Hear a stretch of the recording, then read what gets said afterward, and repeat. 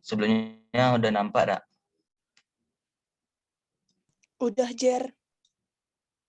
Udah, Jer. Bismillahirrahmanirrahim.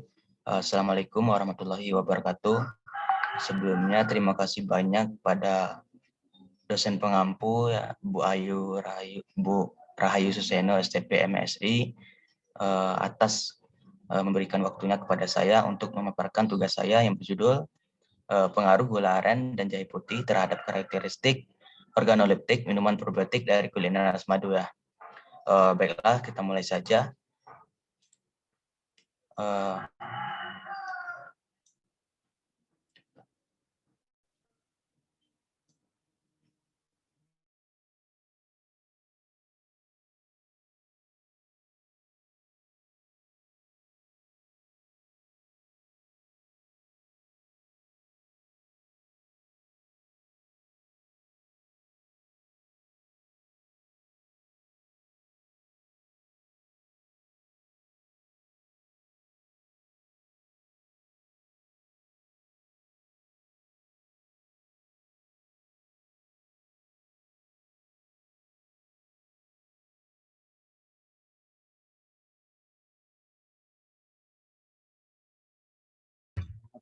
Mohon maaf, apa saya aja yang nggak terdengar ya? Saya nggak dengar suara Yeri.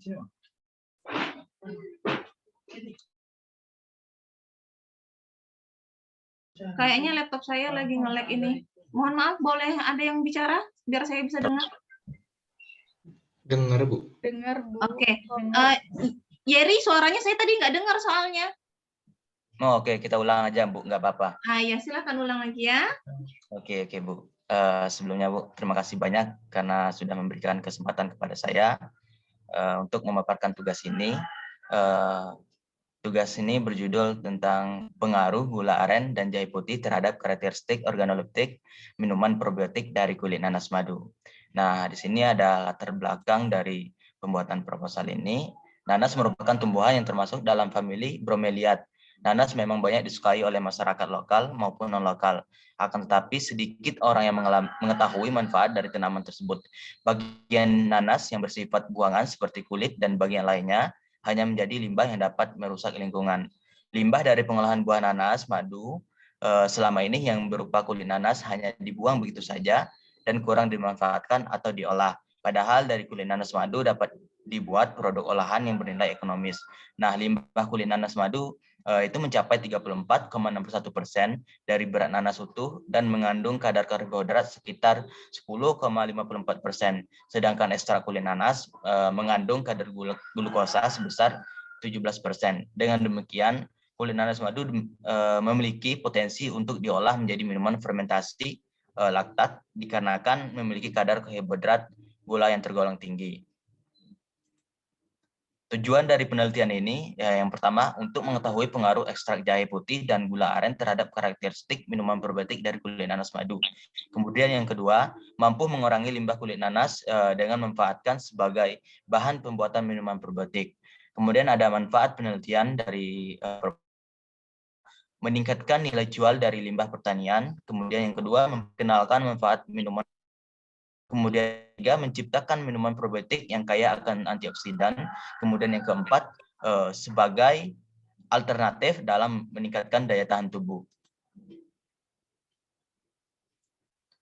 Analisis SWOT dari proposal ini yaitu ada peluang ya. Yang pertama, jangkauan pasarnya masih terbuka lebar untuk dimanfaatkan. Kemudian yang kedua, pola hidup konsumen yang masih memperhatikan kesehatannya. Kemudian yang ketiga, masih sedikit kompetitor yang mengembang minuman probiotik dari kulit nanas. Kemudian adapun ancamannya ya. Yang pertama, banyaknya minuman probiotik yang beredar di pasar saat ini. Dengan adanya video pembelajaran mengenai pembuatan minuman probiotik, sehingga konsumen lebih memilih untuk memproduksi sendiri daripada. Yang ketiga, konsumen merasa bosan dengan rasa yang itu-itu saja. 4, adanya substitusi minuman sehat.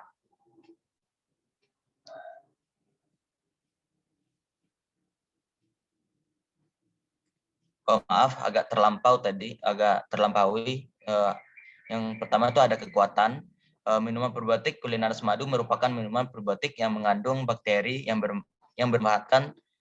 bermanfaat untuk tubuh manusia. Kemudian yang kedua, cita rasa yang terdapat pada minuman probiotik murni tanpa ada tambahan rasa. Karena minuman probiotik ini dibuat dengan proses fermentasi dari kulit nanas serta menggunakan rempah jahe dan gula aren, yang kedua bahan tersebut mengandung manfaat yang besar untuk kesehatan tubuh serta rasanya lebih alami dan higienis. Kemudian kelemahan dari produk ini, karena minuman probiotik dibuat dengan proses fermentasi, tentu akan meningkatkan rasa asam tersebut, sehingga sedikit sekali orang yang ingin mengkonsumsi produk minuman tersebut. Minuman probiotik memiliki umur simpan yang terbatas. Jika dalam waktu penyimpanan dalam jangka panjang, minuman tersebut memungkinkan menimbulkan alkohol yang tinggi pada minuman tersebut. Belum ada varian rasa terhadap minuman probiotik. Untuk metodologi penelitian, tempat dan waktu penelitian. Penelitian ini dilaksanakan di dalam rumah kediaman peneliti tanaman Jehuni Sungai Tutung, Kabupaten Kerinci, Provinsi Jambi. Penelitian ini dilaksanakan pada tanggal 5 Februari 2021 ya. Bahan dan alat, bahan utama yang digunakan dalam penelitian ini adalah kulit nanas madu yang diperoleh dari daerah pedagang nanas madu di daerah Kerinci, jahe putih yang diperoleh dari pasar tradisional di Kerinci, serta gula aren yang juga diperoleh dari pasar tradisional. Sedangkan alat yang digunakan dalam penelitian ini antara lain toples, baskom, kompor, saring, pisau, timbangan, tisu, gelas, blender, dan parutan dan sendok. Metodologi penelitian, rancangan penelitian. Penelitian ini menggunakan pola rancangan acak lengkap yang terdiri dari 3 perlakuan dan 3 kali ulangan. Perlakuan pertama yaitu sebagai kontrol, perlakuan kedua ekstrak jahe putih sebanyak 100 ml dengan gula aren sebanyak 200 gram. Perlakuan ketiga ekstrak jahe putih sebanyak 120 ml dengan gula aren sebanyak 100 gram. Kemudian ada prosedur penelitian, yaitu kulit nanas sebanyak 200 gram dimasukkan ke dalam toples plastik yang berisikan sebanyak 500 ml, ditambahkan ekstrak jahe 100 ml dan 200 ml dengan gula aren sebanyak 200 gram. Pada perlakuan pertama, perlakuan 1 dan 100 gram pada perlakuan kedua. Kemudian difermentasikan selama 3 hari di suhu ruangan. Metode rancangan percobaan, penelitian sensori terhadap minuman probiotik kulit nanas madu dilakukan menggunakan uji hedonik untuk parameter rasa, flavor, dan parameter penerimaan keseluruhan.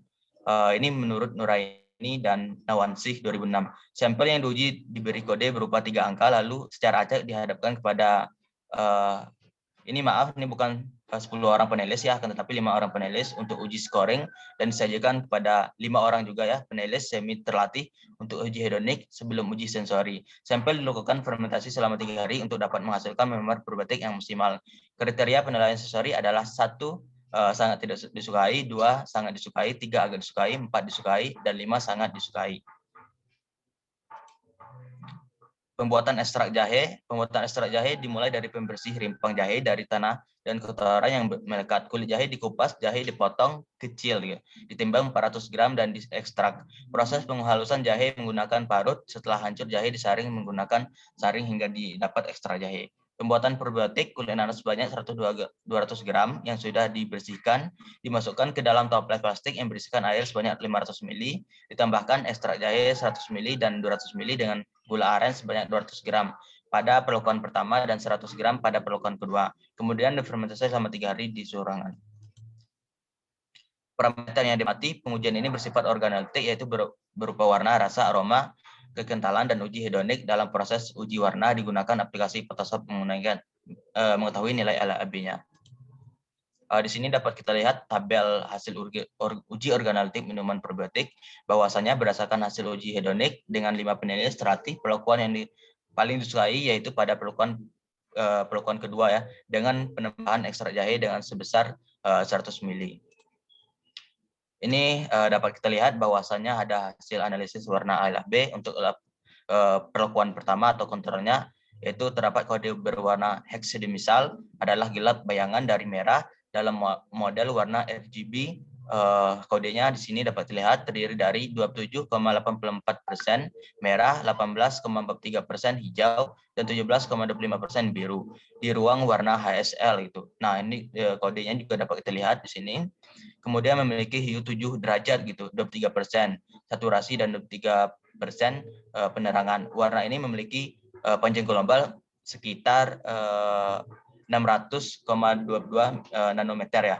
Kemudian untuk perlakuan yang kedua yaitu didapatkan adalah warnanya gelap sedang berwarna dari orange dalam model warna RGB.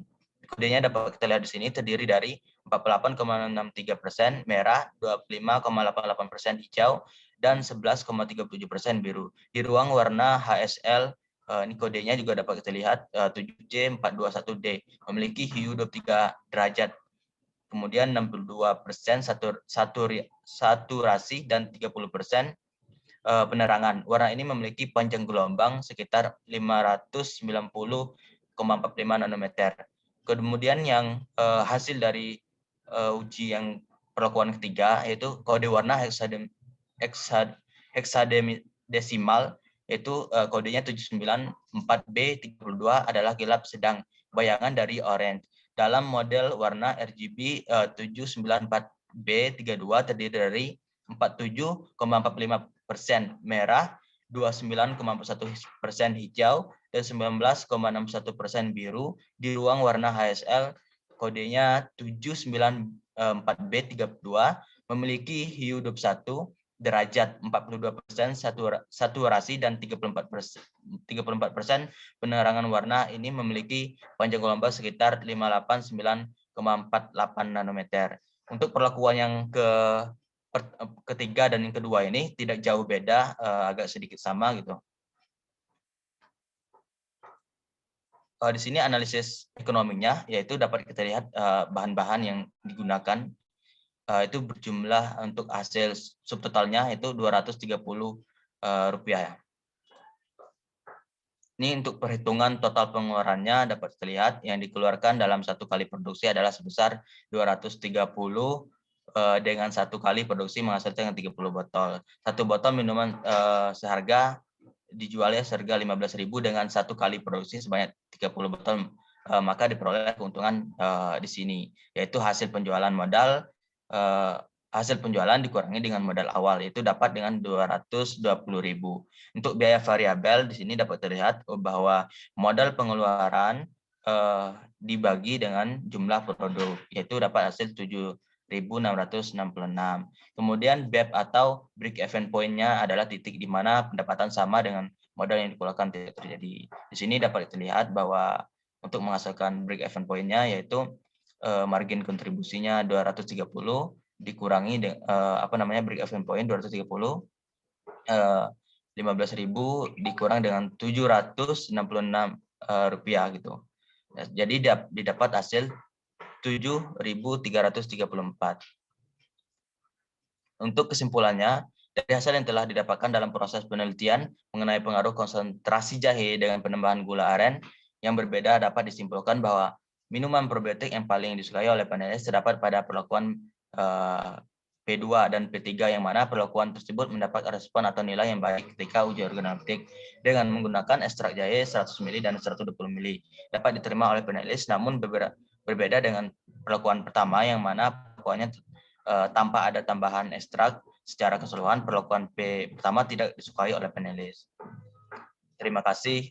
Mungkin itu presentasi dari saya. Jika ada salah kata atau salah ucapan dalam penyampaian dalam presentasi ini, mohon dimaafkan. Saya tutup. Wassalamualaikum warahmatullahi wabarakatuh. Waalaikumsalam warahmatullahi wabarakatuh. Mohon maaf, tadi saya melihat slide-nya cuma di pendahuluan semua ya. Yang lain nampak ya slide selanjutnya ya? Apa cuma saya nampak ya? Nampak, Bu. Ya, soalnya nanti boleh dilihat ya video Zoom saya di YouTube yang belum kalian subscribe itu ya.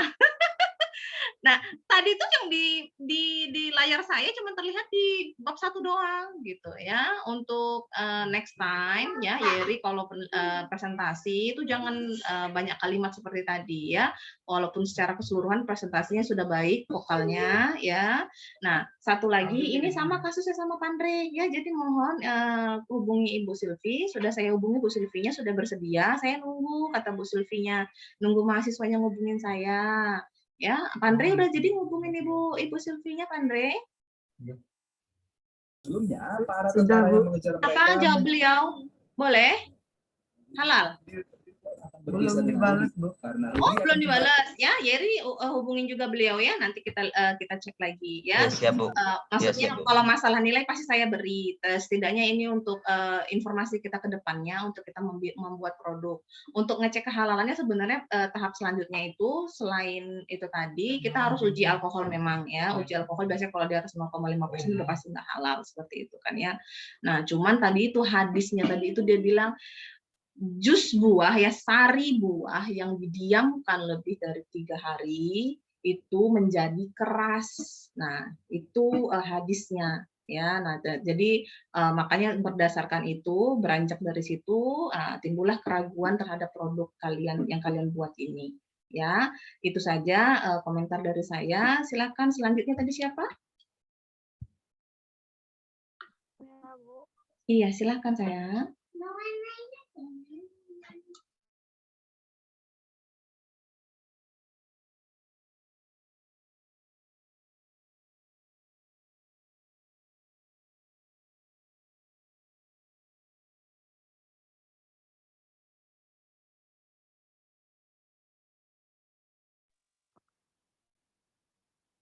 Assalamualaikum warahmatullahi wabarakatuh. Sebelumnya terima kasih kepada Ibu Rahayu Suseno, STPMSI, selaku dosen pengampu mata kuliah pengembangan produk.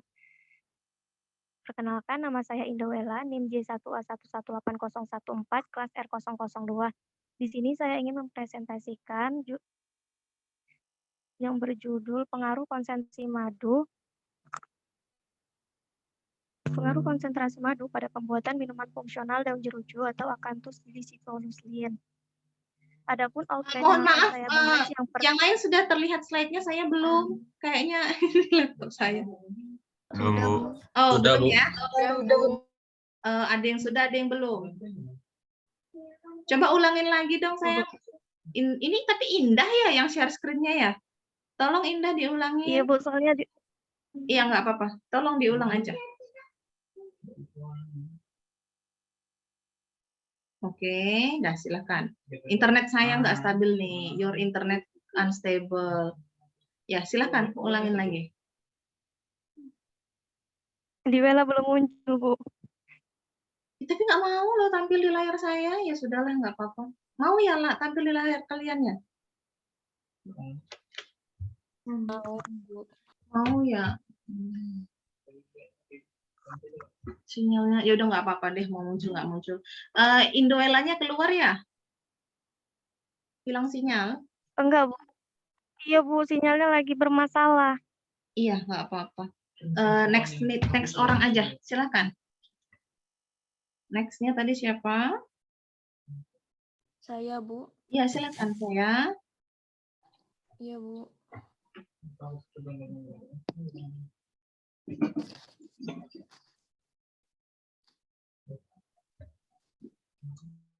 Sebentar ya, Bu.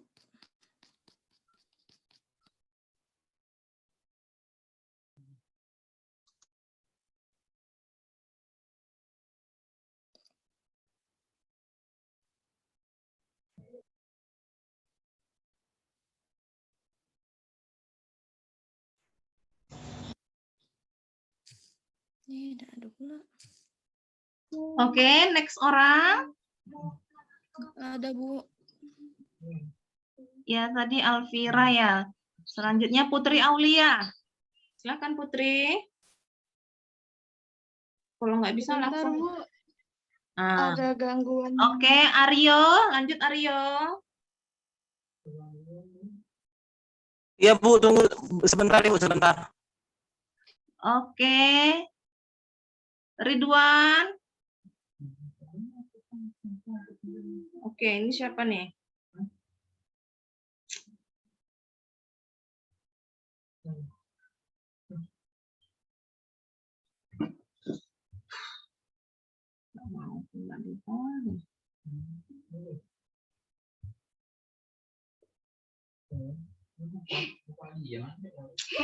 Kenapa tidak mau tampil ini? Tidak mau tampil. Oh.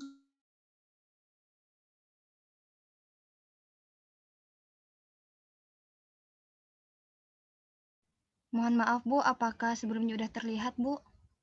Saya belum nampak, tapi nggak apa-apa, lanjutin aja ya. Siapa sebutkan namanya? Iya, silahkan sebutin aja namanya ya.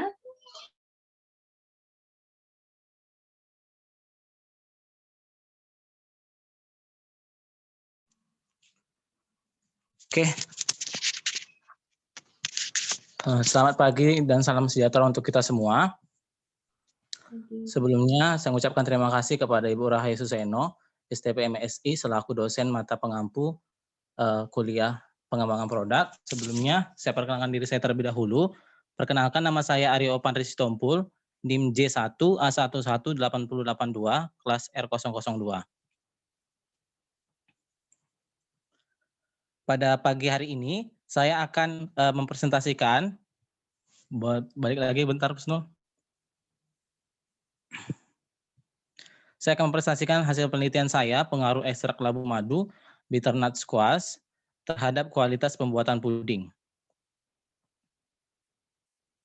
Next, kita masuk ke latar belakang. Puding merupakan hidangan penutup yang umumnya dibuat dari campuran pati berupa agar-agar, tepung-tepungan, dan produk turunannya, air dan gula yang dimasak dengan cara direbus, dikukus, atau dibakar.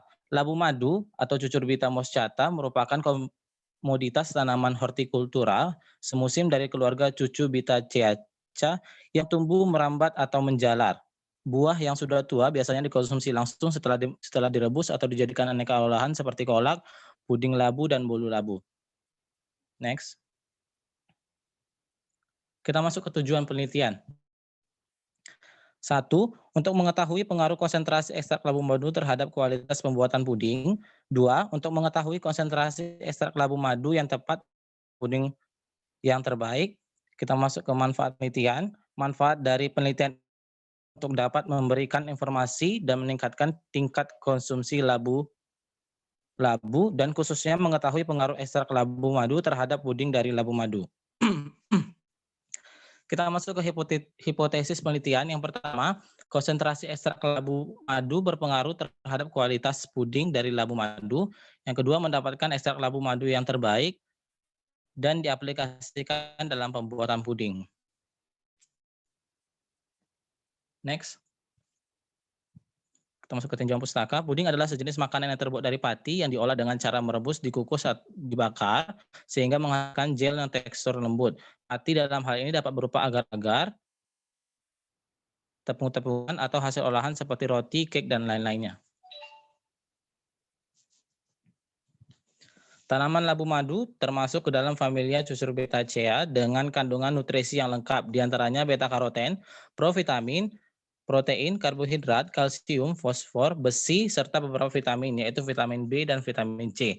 Daging buah labu madu mengandung antioksidan sebagai penangkal jenis kanker. Sifat labu yang lunak dan mudah dicerna serta mengandung beta-karoten cukup tinggi, serta dapat menambah warna menarik olahan pangan lainnya.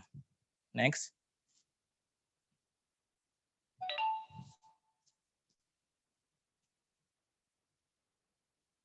Kita masuk ke analisis SWOT. Kita masuk ke kekuatan atau strength. Yang pertama, puding sari labu ini dapat dikombinasi dengan topping seperti fla. Puding sari labu ini sehat karena memiliki kandungan yang bermanfaat. Produk ini juga dapat dikonsumsi oleh semua kalangan. Produk ini dibuat dengan pewarna alami. Yang kelima, produk ini memiliki kualitas bahan baku penolong yang terjamin. Yang keenam, produk ini memiliki harga yang terjangkau. Kita masuk ke kelemahan. Produk puding sari labu madu ini tidak bisa tahan lama. Puding sari labu madu ini tidak bisa disimpan pada suhu yang panas. Sedikit masyarakat yang bisa membuat produk puding yang bervariasi. Produk puding ini dapat ditiru oleh masyarakat. Kita masuk ke faktor eksternal. Yang pertama, peluang.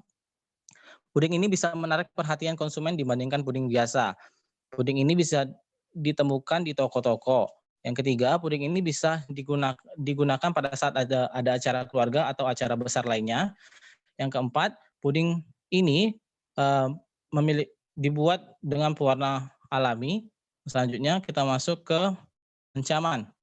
Yang pertama, Mencari bahan labu madu agak sulit ditemukan dikarenakan jarang ada di pasaran. Yang Next kedua, aja, next banyaknya langsung pesaing. aja hasilnya.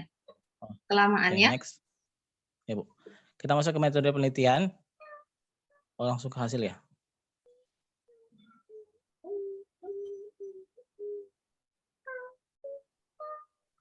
Oke, hasil. Dari tabel hasil ini dilakukan uji organoleptik terhadap 5 orang panelis yang tidak terlatih, di mana dari kedua perlakuan, panelis lebih menyukai produk dengan perlakuan 50% atau penambahan 500 ml ekstrak labu madu.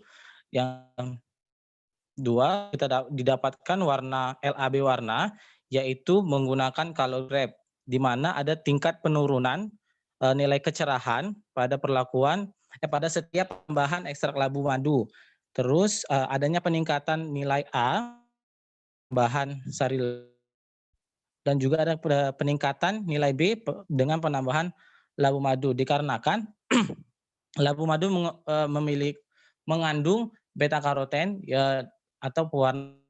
Yang kedua, rasa labu yang dihasilkan hampir sama, di mana setiap perlakuan memiliki rasa labu yang manis dan ada sedikit rasa labu. Yang kedua, aromanya sedikit beraroma labu pada perlakuan 25% dan pada perlakuan 50% labu madu yang dihasilkan memiliki aroma labu, dan tekstur agak sedikit pada perlakuan 25% dan 50%, di mana perlakuan 50% memiliki tekstur yang baik, kenyal dan lembut dikarenakan adanya penambahan sari labu madu yang meningkat.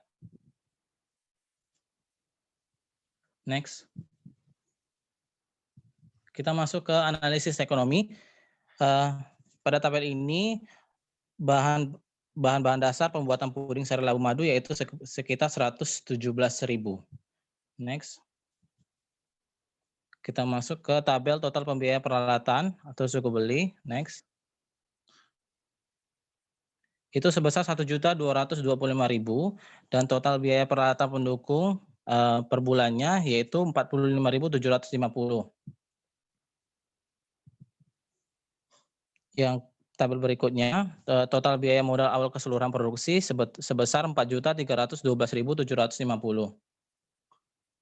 Dari total penjualan didapatkan keuntungan atau pendapatan bersih per bulannya yaitu sebesar 6.500.000 dikarenakan produk ini dijual 1.300 mika per 5.000, di mana 1 mika terdapat 3 potong puding labu madu.